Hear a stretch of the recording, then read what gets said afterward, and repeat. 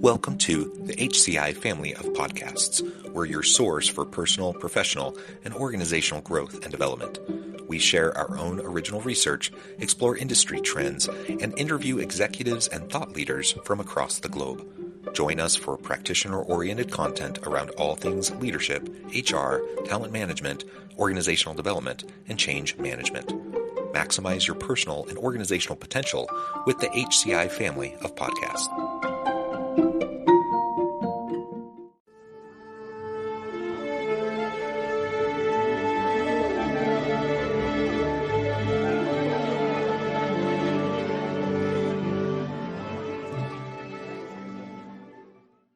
Amy Lavoie, welcome to the conversation today. Thanks so much, John. It's great to be here. It is a pleasure to be with you. I talk with people from all around the world, and it just so happens today we're both local. You're joining us from Salt Lake City. I'm just south of Salt Lake City. Today, we're going to be talking about a new TORCH study that confirms how coaching creates a virtuous cycle of positive behavior and change that benefits.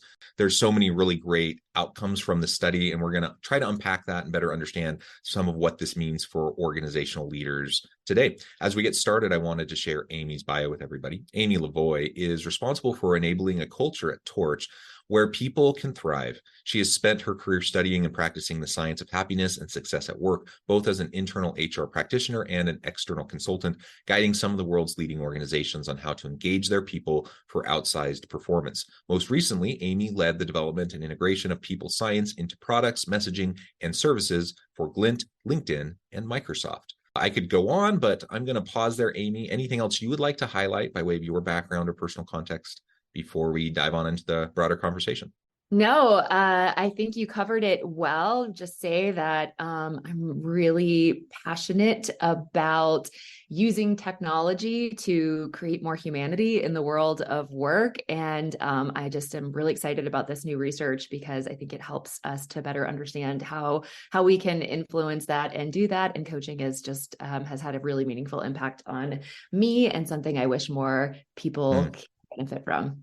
I definitely think everyone can benefit from it. It's kind of like therapy. I think everyone should have a therapist. I think everyone should have a coach. And whether it's formal or informal coaching that happens, everyone needs that personal board of advisors that you can lean on, get the coaching, get the mentoring, get the support you need to go through the stages of career development, because it's just too complicated. It's too hard. It's too messy, and everyone needs support.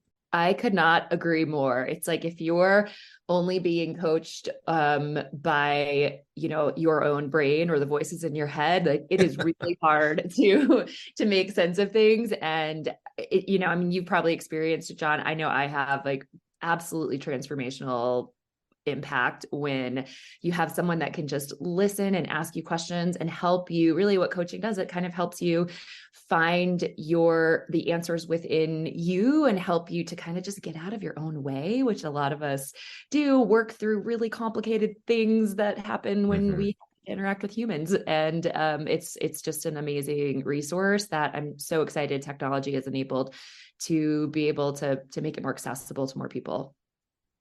Yeah, and I think sometimes we dig at technology, right? And we say like that we're losing the humanity through AI and various innovations and automations and such. That doesn't need to be the way it is, though. Like we absolutely can have technology and humanity go hand in hand, and they can mutually reinforce and allow us to do things in better ways. You mentioned the voices in our heads. I think that's a scary thought. The voices in my head, I want to get out of my head as much as possible, and hear the voices of other people and get the input and, leverage what other people can share with me to help shape my self-reflection. All of that's just really important. So this is what we're going to dive into as we talk about this TORCH study. Why don't you start by painting the picture for us, kind of the background behind this study, why this study in particular, why now, and then we can start to talk about some methodology and some of the key findings. Great. Yes. So just to back up really quickly, TORCH, we exist to unlock the potential of people, teams, and organizations. And we do that by creating and connecting humans together through technology. So I'm really glad that you shared that. I absolutely agree that that technology can really unlock a lot, but ultimately what we are using technology for is to help you get the right match based on your own needs and styles and the things that you want to work on.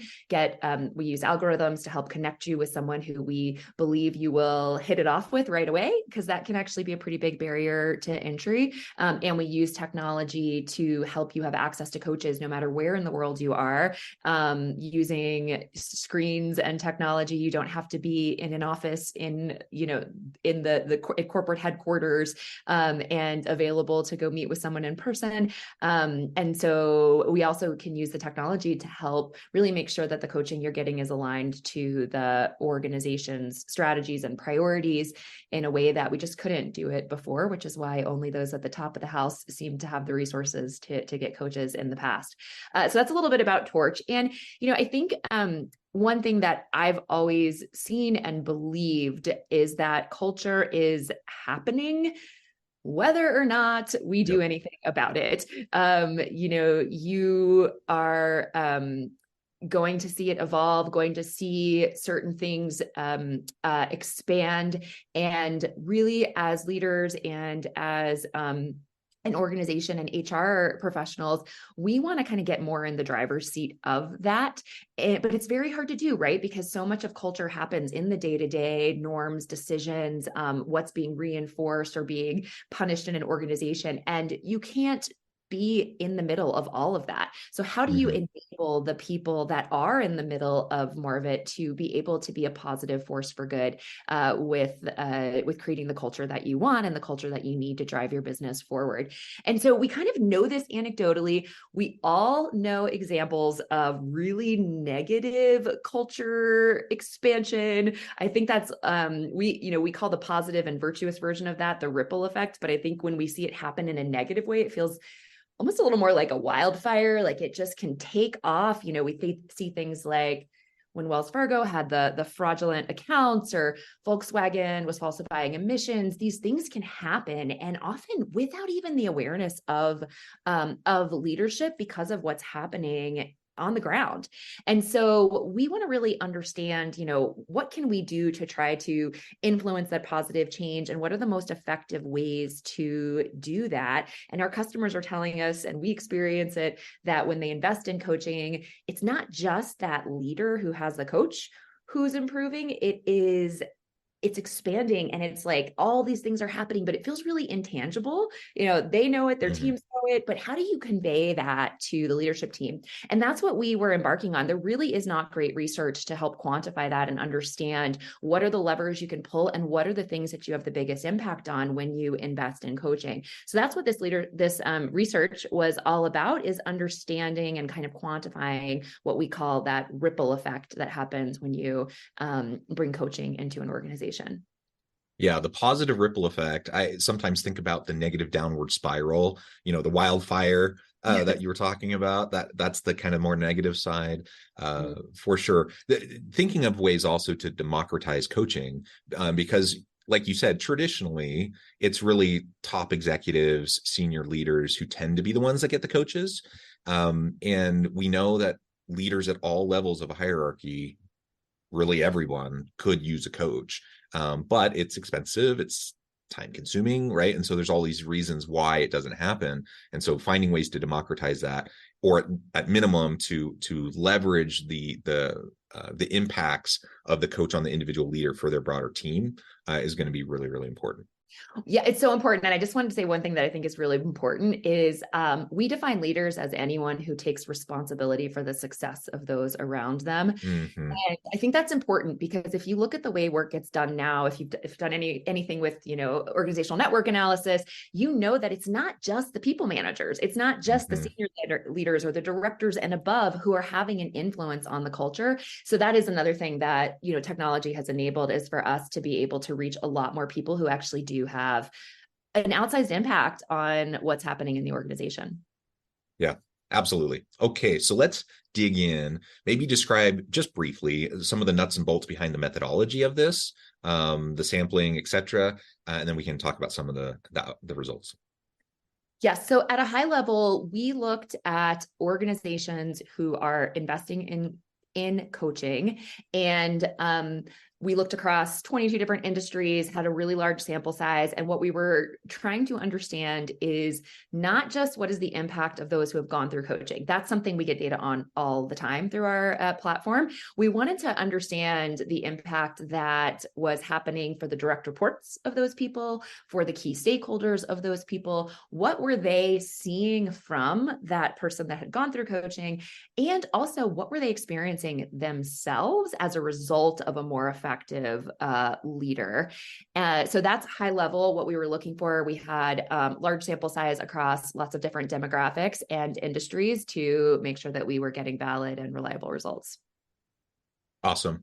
And those words, hopefully for anyone who's kind of a data wonk, we won't go into the data analytics and analysis and stats behind it, but hopefully those words will trigger for you that yes, these are valid and reliable results with good sample sizes, etc. So we'll just leave it that there. Okay, let's talk about how this all works, the science aspect, how emotions can spread to other workers through psychological process of contagion. I know that's one of the findings that came out of this report.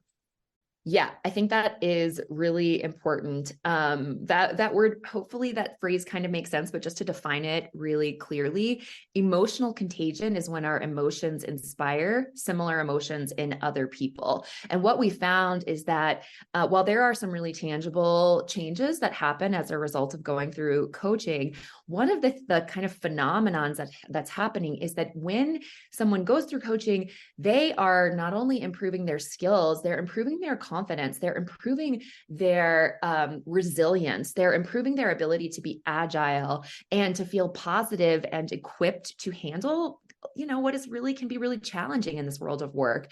And that is what is part of what is spreading and kind of creating this virtuous ripple or virtuous cycle that can have a really positive impact. Yeah, and I just really like that idea of contagion around coaching. And you've already mentioned the ripple effect. Tell us a little bit more about what you found about this ripple effect through this study. Great. So some of the things that were really powerful were just the extent of the impact. And we knew, anecdotally that we would see something, but we saw that 94% of those that we surveyed saw their manager improve in a lot of really tangible ways.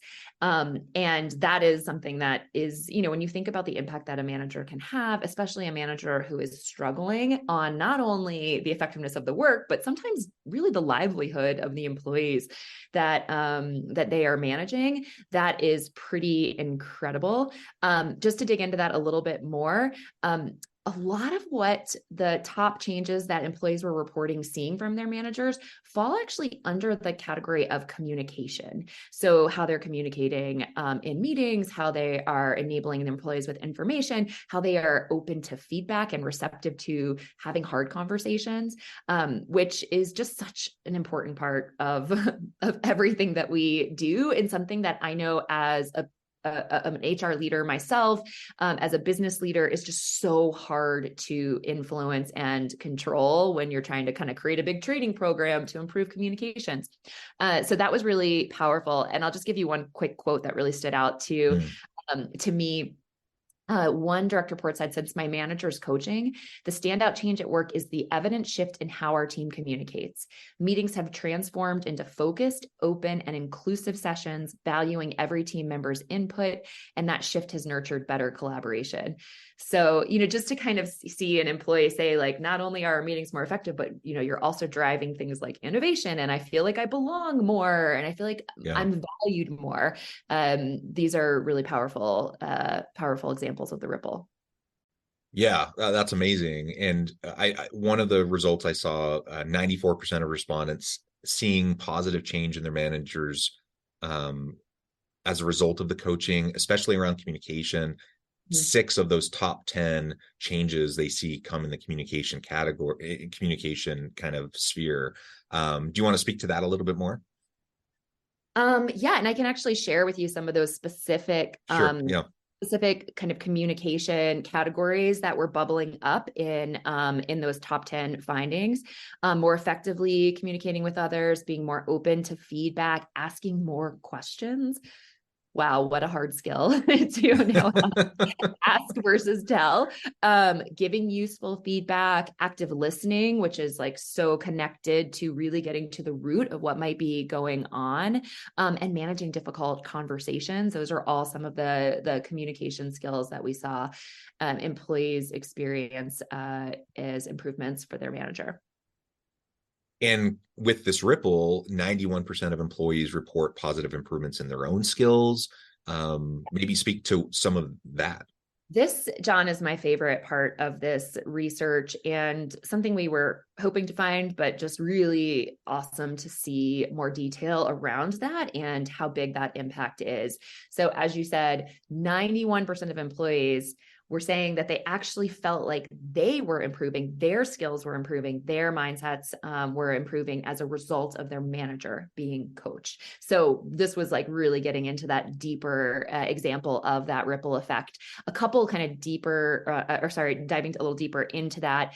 51% of respondents shared that their manager has helped them and has helped them encourage them to be more curious and to continuously learn. We saw a lot of things related to growth mindset. So taking chances, making mistakes, sharing a controversial idea, knowing that they can improve something that they might have felt was really hard. That's massive. And we know about, a learner's mindset and growth mindset from Drucker's work. And I know Satya Nadella is big in kind of creating that culture. So that's something that, without a ton of intentionality, we were seeing really had a big impact. Also saw that respondents were more open to learning new skills that they might have been kind of afraid of in the past. And we know in this changing world of work that skill development and redevelopment or learning totally new skills is critical. And another one that I appreciate is that more than 2 in 3 respondents said they strengthened their sense of self-efficacy, i.e. their ability to accomplish a task, and their own sense of competence and effectiveness by their coach, essentially being able to help them work through that skill development. And that's huge. I mean, you talk about lifelong learning, you talk about growth mindset and Carol Dweck's work. This being able to increase your self efficacy is just a vital general kind of mindset shift in skill set in an unknown future. As we move into the complexities of life and in organizations and the shifting nature of work and how organizations need to be able to pivot often on a dime, like in order to do all of that and for you to feel like you can navigate that, self-efficacy is really huge. It's really, really important.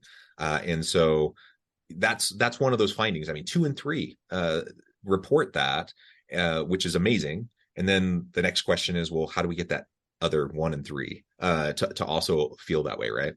Right. Absolutely. Yeah. And, I think one of the most important skills that managers should have is not just making, that other third get there, but also being able to talk openly if it's not the right path for them or not the right role for them.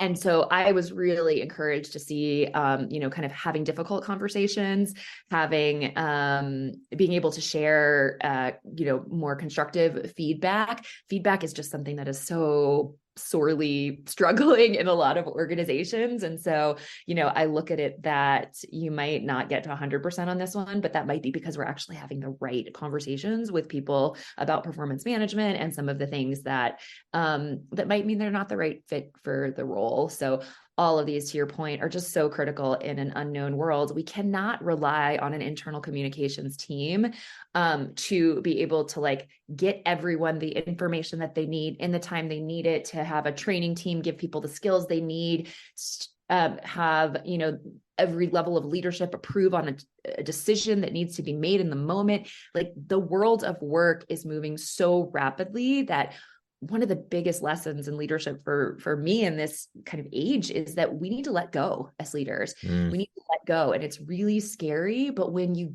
give people at all levels the organization the skills to know how to make decisions, how to have hard conversations, when to raise things up, when to just move forward, like, that's when the magic happens and when we can pivot and respond to this change quickly. Yeah, as you were saying that, I 100% agree. We need to learn how to trust, how to let go, how to empower those who have the technical expertise to do the work that needs to get done. When I'm leading a team, hopefully I'm not micromanaging them. But it's like this.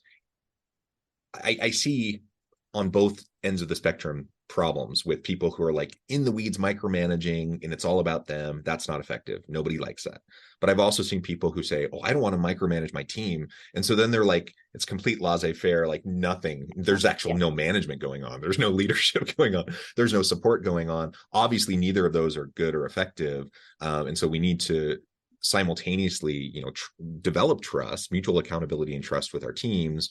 Part of that is those performance conversations. Part of that is having accountability measures in place.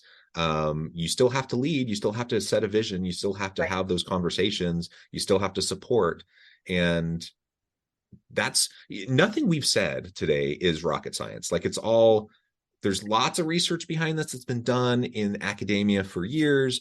Lots of industry studies that have looked at some of the different principles we talked about. And so this report is really shining a light on coaching specifically, but none of this is rocket science, but it's all really hard to do because you get so caught up in your day-to-day in putting out fires and just like responding to all the immediate pressures that you don't do the simple things consistently that need to happen in order to have the positive culture, to have the trusting relationships, and to accomplish all these other things we're discussing. Oh my gosh, it's so true. And, I joke about, we're a coaching company. We were founded by two executive coaches and clinical psychologists, and we have to work all the time on things like having difficult conversations and, not, that candor is kindness and not just always being nice and empathetic, because we're very human first, relationships first company. It's hard to do. And we have experts in our company all over our team, and it's hard to do. And I love the point you made, John, about how, you kind of have these two extremes of what we've seen with either like too much management or too little. And I think that's really been exacerbated in a distributed world of work. You have in the absence of sort of so much, just ability to kind of see everyone day in and day out. And in those in-between times, you've got the managers that just dig in and try to micromanage. And then you've got some that just are like, almost like, well, I trust they're getting things done and maybe they'll let me know when they need something.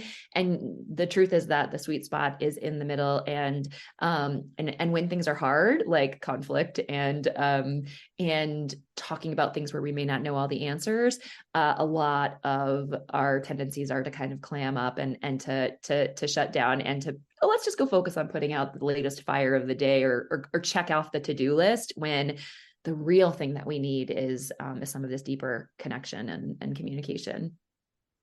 Absolutely. Amen.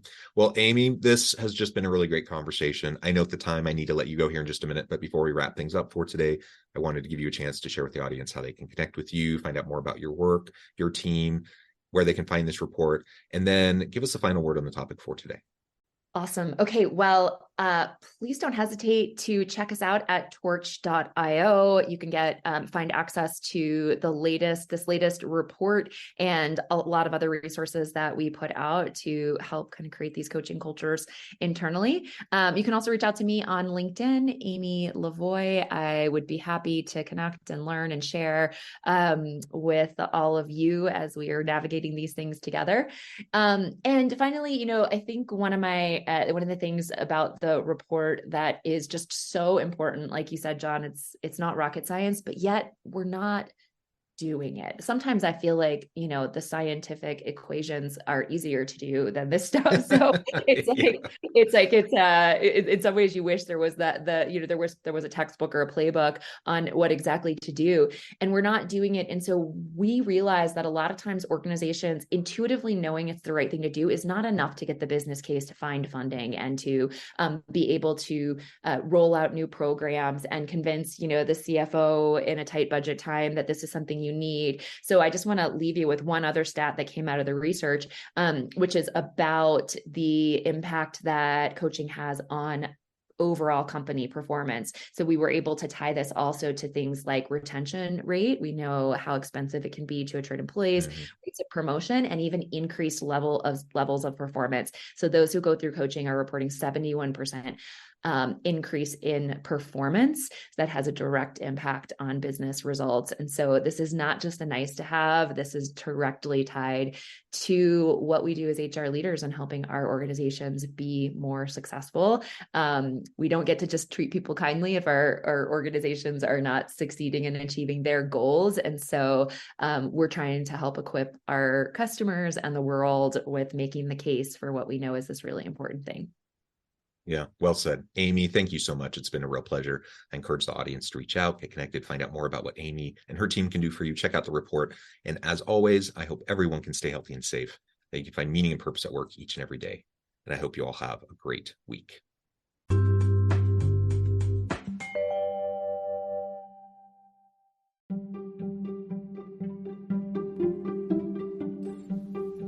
Thanks for joining us for this episode of the podcast. We hope you stay healthy and safe, and please join us again soon.